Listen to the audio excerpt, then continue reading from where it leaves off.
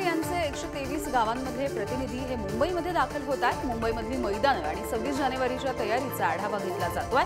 आज सकाळी 11 वाजता दादरमध्ये एक महत्त्वाची बैठक सुद्धा होणार आहे। मराठा आरक्षणाच्या मागणीसाठी मनोज जरांगे यांनी जाण्याच्या मार्गाची घोषणा केली आहे। मराठा समाजाचा पायी मोर्चा हा 20 जानेवारी रोजी सकाळी 9 वाजता अंतरवाली सराटी इथून मुंबईच्या दिशेने निघणार आहे आणि यामध्ये जरांगे सुद्धा पायी प्रवास करतील।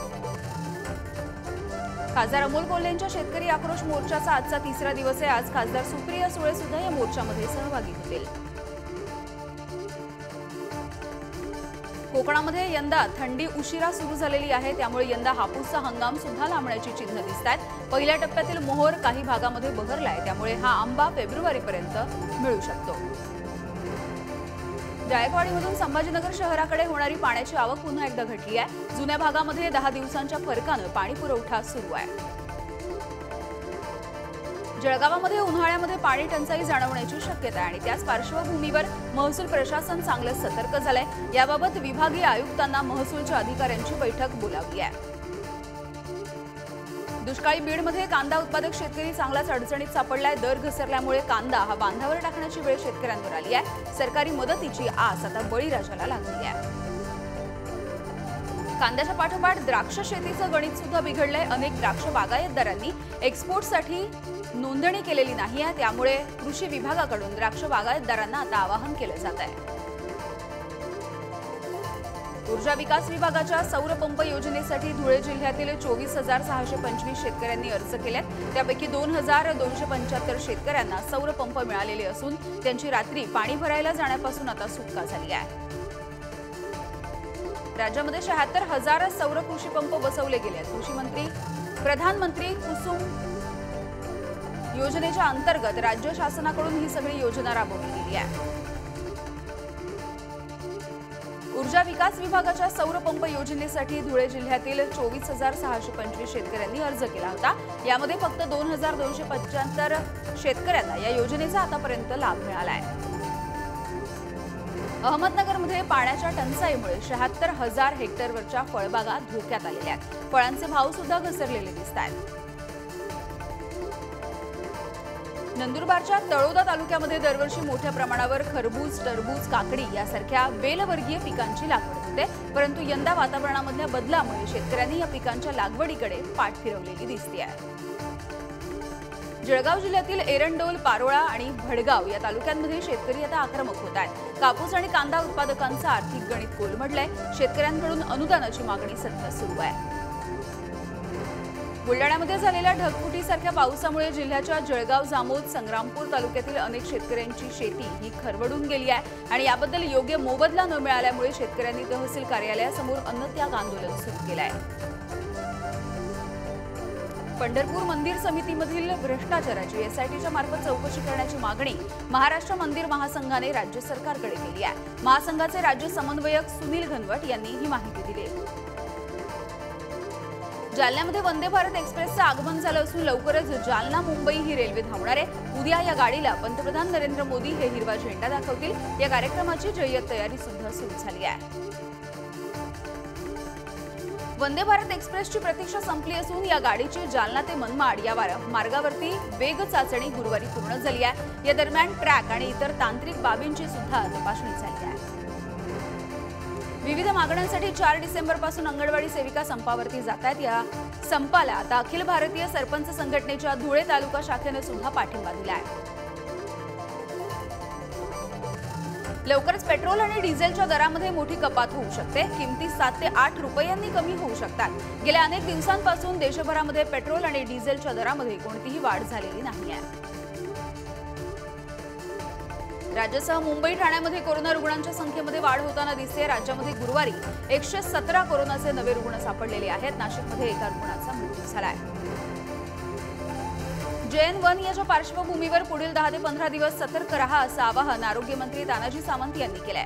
वाढत्या गर्दीच्या आणि नव्या वर्षाच्या पार्श्वभूमीवर आरोग्य यंत्रणा सतर्क झाली आहे। संभाजीनगरमध्ये गुरुवारी कोरोनाचे 8 रुग्ण सापडले आहेत। गेल्या आठवड्यामध्ये रुग्णसंख्या ही 4 होती आणि ती आता 12च्या वर गेलेली दिसते आहे। 10 दिवसांमध्ये 955 जणांची चाचणी पूर्ण करण्यात आली आहे। कोरोनाच्या पार्श्वभूमीवर परभणी जिल्हा आरोग्य विभाग आता अलर्ट मोडवर आलाय। उपचारासाठी करण्यात आलेल्या सुविधांचा आढावा प्रशासनाकडून घेतला जातोय। अंगणवाडी केंद्र ताब्यात घेण्यासाठी एकात्मिक बालविकास सेवा योजनेकडून प्रयत्न सुरू असून प्रशासन दबाव तंत्राचा अवलंब करत आहे। त्याला अंगणवाडी कर्मचाऱ्यांचा विरोध आहे, असं पत्रक महाराष्ट्र राज्य अंगणवाडी कर्मचारी संघानं काढलंय। विदर्भातील सिंचन प्रकल्पांना 18,399 कोटी रुपयांची सुधारित प्रशासकीय मान्यता देण्यात आली आहे। उपमुख्यमंत्री देवेंद्र फडणवीस यांनी हा निर्णय घेतलाय। धुळे जिल्ह्यामध्ये 10 जानेवारीपर्यंत शस्त्रबंदी आणि जमावबंदी याचे आदेश लागू केले गेले आहेत। जिल्ह्यातील कायदा आणि सुव्यवस्था अबाधित राखण्यासाठी जिल्हाधिकाऱ्यांनी हा महत्त्वाचा निर्णय घेतलाय। भाजपमधील शिंदे गट विलीन करण्याची भाजपची रणनीती असल्याची चर्चा सध्या राजकीय वर्तुळामध्ये सुरू आहे। अपात्रतेच्या निकालाच्या नंतर याबद्दलचं चित्र स्पष्ट होईल। मुख्यमंत्री एकनाथ शिंदे यांनी आता लोकसभा निवडणुकीच्या प्रचाराचं रणशिंग फुंकलंय। 6 जानेवारीपासून राज्यव्यापी दौरा त्यांचा असणार आहे। या दौऱ्यामध्ये शिवसेनेकडे असलेल्या 16 लोकसभा मतदारसंघामध्ये त्यांच्या जाहीर सभा होणार आहेत। लोकसभा निवडणुकीच्या तयारीला लागा असे आदेश मुख्यमंत्र्यांनी आमदार खासदारांना दिले आहेत। मार्च महिन्यापासून आचारसंहिता लागेल, हातामध्ये 60 दिवस उरले तेव्हा तयारीला लागा असे आदेश मुख्यमंत्री शिंदेंनी दिले आहेत। भाजपकडून आगामी लोकसभा निवडणुकीसाठी जोरदार तयारी सुरू आहे। निवडणूक प्रचारासाठी भाजपकडून नवप्रचार गीत आता प्रदर्शित करण्यात आलंय। यामध्ये राम मंदिर, 370 कलम यासह मोदी सरकारच्या कामगिरीचा उल्लेख आहे। काँग्रेसचे नेते सुनील केदारांची वैद्यकीय तपासणीच्या नंतर नागपूर मध्यवर्ती कारागृहामध्ये रवानगी झाली आहे। नागपूर जिल्हा बँक घोटाळ्याच्या प्रकरणी केदारांना 5 वर्षांची शिक्षा सुनावली गेली आहे। राष्ट्रवादी युवक काँग्रेसचे प्रदेशाध्यक्ष मेहबूब शेख यांच्यावर अॅट्रॉसिटीच्या अंतर्गत गुन्हा दाखल झालाय। आमदार संदीप क्षीरसागरांच्या कार्यकर्त्यांनी त्यांच्या विरोधामध्ये हा गुन्हा दाखल केला आहे। खासदार सुप्रिया सुळे यांनी बारामतीतील भाजी मंडईला भेट दिली। यावेळी त्यांनी व्यापाऱ्यांशी चर्चा करून त्यांच्या समस्या सुद्धा जाणून घेतल्या। रायगडचे पालकमंत्री उदय सामंत यांनी भरत गोगावले यांच्यावरती स्तुतीसुमनं उधळली आहेत। शिंदे सरकारसाठी भरत गोगावले यांनी मंत्रीपद नाकारल्याचं सामंत यांनी सांगितलंय। नांदेडच्या लोहा कंधार मतदारसंघामध्ये शिवसेना ठाकरे गटाला मोठं खिंडार पडलंय। ठाकरेंच्या पक्षाचे उपजिल्हाप्रमुख बाळासाहेब पाटील कराळे यांनी शिंदेंच्या शिवसेनेमध्ये प्रवेश केला। बुलढाण्याच्या चिखलीमध्ये काँग्रेसला सुद्धा खिंडार पडल्याचं बघायला मिळतंय। चिखली पंचायत समितीचे माजी सभापती लक्ष्मणराव अंभोरे आणि चिखली पंचायत समितीचे माजी सदस्य राजू पाटील यांच्यासह अनेक कार्यकर्त्यांनी भाजपमध्ये पक्षप्रवेश केलाय। अमरावतीच्या भातकुली तालुक्यामध्ये भाजप आणि बजरंग दलासह विश्व हिंदू परिषदेच्या वतीनं अस्थि कलश यात्रा काढली गेली आहे। श्रीराम लल्लांच्या प्राणप्रतिष्ठेच्या पार्श्वभूमीवर ही यात्रा निघाली आहे।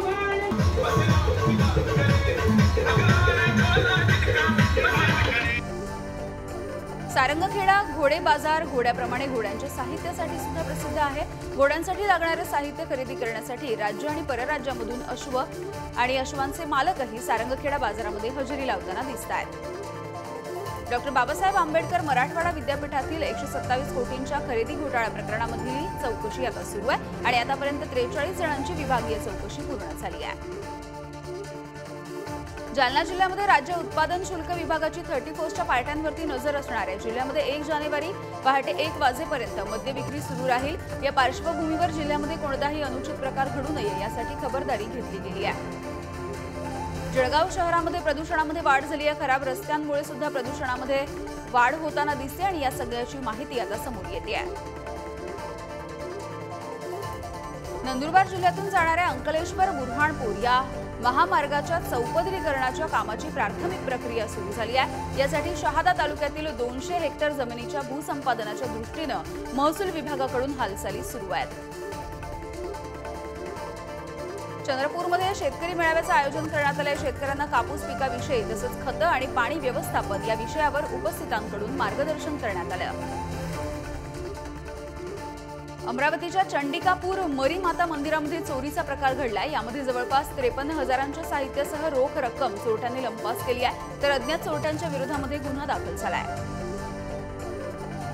पैशांची आणि सोन्याची चोरी करणाऱ्या चोरट्यांनी आता आपला मोर्चा जनावरांकडे वळवलाय। बुलढाण्याच्या नांदुरा शहरामधून 17 गाढवं ही चोरीला गेल्याची घटना घडली आहे आणि या प्रकरणी अज्ञाताच्या विरोधामध्ये गुन्हा दाखल झालेला आहे। जळगावमध्ये बाजारपट्ट्यामध्ये असलेले मोबाईल शॉप रात्री चोरट्यांनी फोडण्याचा प्रयत्न केलाय। मोबाईल दुकानाचं शटर तोडण्याचे प्रयत्न करण्यात आले असून हे सगळे प्रयत्न निष्फळ ठरले आणि चोरट्यांनी पळ काढलाय। भिवंडीमध्ये इलेक्ट्रिक वायर साठवलेल्या गोदामावर मध्यरात्रीच्या सुमारास 13 जणांच्या टोळीने दरोडा टाकण्यासाठी प्रयत्न केला आणि या प्रकरणी नरपोली पोलीस ठाण्यामध्ये गुन्हा दाखल झालाय आणि कारवाई सुरू झाली आहे। महाराष्ट्र इसिस दहशतवादी मॉड्यूल प्रकरणातील 6 प्रमुख आरोपींच्या विरोधामध्ये आरोपपत्र दाखल करण्यात आले। परकीय आधारित इसिस हँडलर्सचा जागतिक संबंध आता उघडकीस आलेला आहे।